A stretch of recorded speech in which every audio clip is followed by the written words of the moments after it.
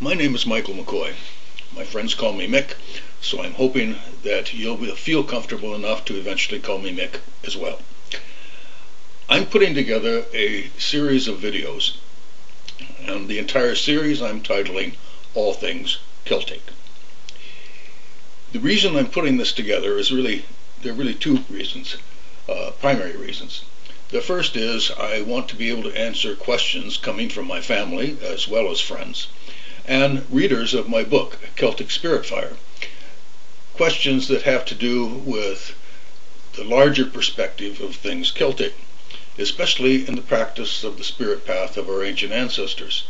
So I'm hopeful that the information that we will have presented during these things Celtic will be a benefit to those who are Celtic spiritual seekers in our own particular time and history, and adapted to this time, as well as provide some practical tools whereby to live out the practice of Gaelic polytheism at this time in history. To start off, I'd like to answer 5 questions that are very simple and easy to answer, but are ones that are sometimes pressing for people as they begin to look at things Celtic in general. The first question is, isn't it true that the Druids built Stonehenge? In fact, no, they did not. The Druids did not build Stonehenge. My nephew, Brennan, asked me a couple weeks ago, he said, well, why is it then that everybody says that the Druids did build Stonehenge?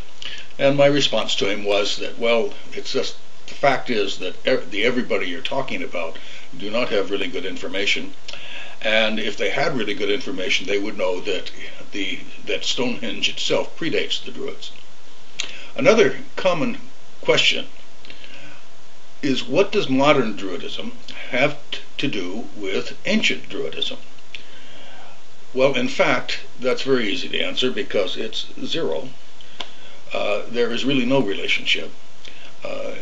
Modern Druidism is its own creation, and at times rather novel. Isn't it so, another question, isn't it so that women had equal rights among the Celts? The answer to that is no, they did not. There was no such thing as equality of rights among Celtic peoples and tribes. There was a certain measure of possible upward mobility within your own clan, but there was no such thing as equal rights among everyone as we understand it today. Another question that is very common is, what does Robert Graves and Wicca have to do with anything genuinely Celtic? That's another easy one. The answer to that question is zero. No matter their claims, it's still zero. There is no relationship. What is the relationship, another question, what is the relationship between ancient Druidism and modern so-called shamans, Celtic shamans? That also is easy to answer because that is zero as well. Modern Celtic shamanism is entirely contrived.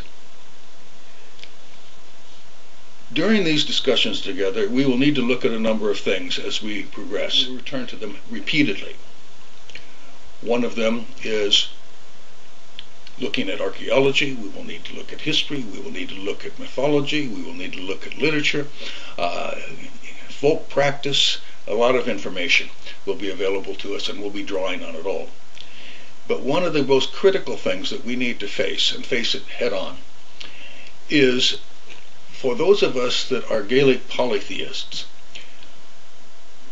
modern Celtic spiritual seekers, what is the heritage we have from Christianity? Because we do have a heritage from Christianity.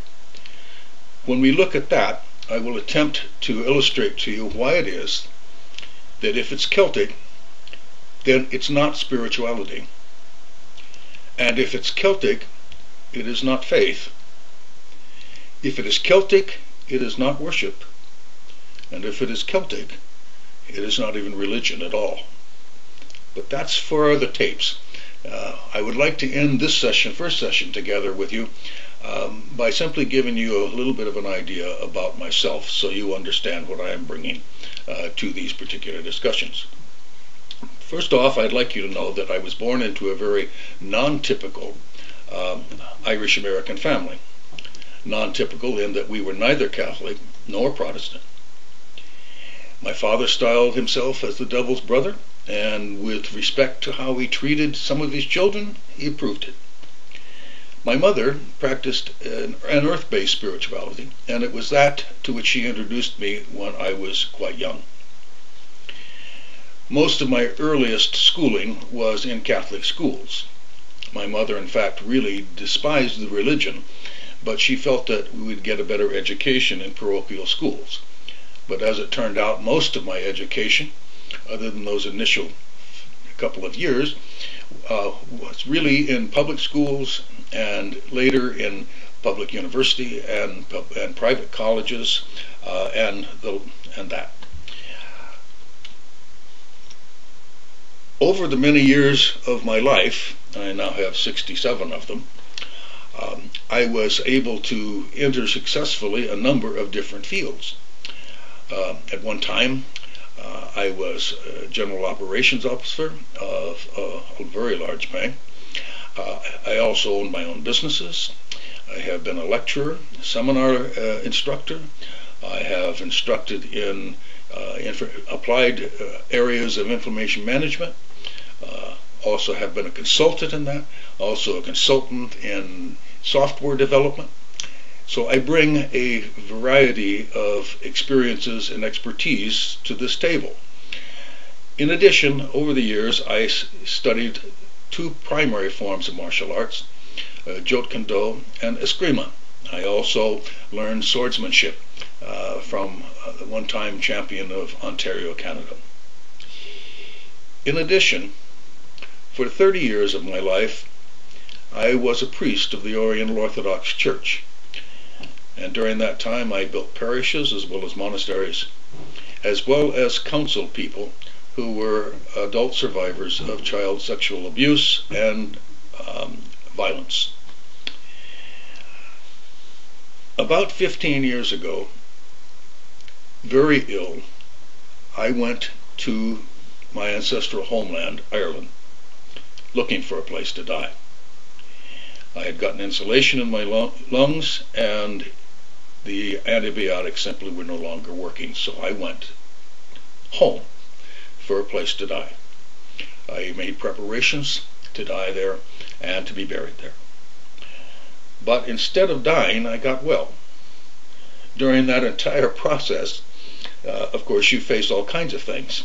And one of the things that I faced was, what did I really, truly believe that the church said? And I realized that I believed none of it.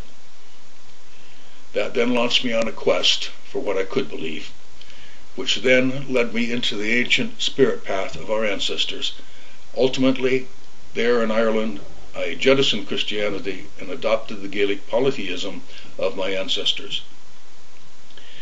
Spent 7 years there studying from the best sources that I could find and learning about what it meant to be a Gaelic polytheist in this time.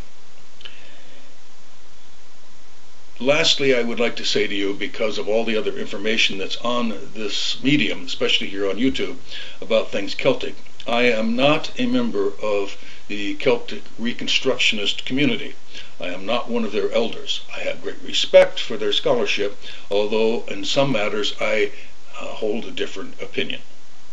What I'm hoping is that together we will find things that will be of value to you as you seek to be a spiritual, rather a Celtic spirit walker in this particular time in history.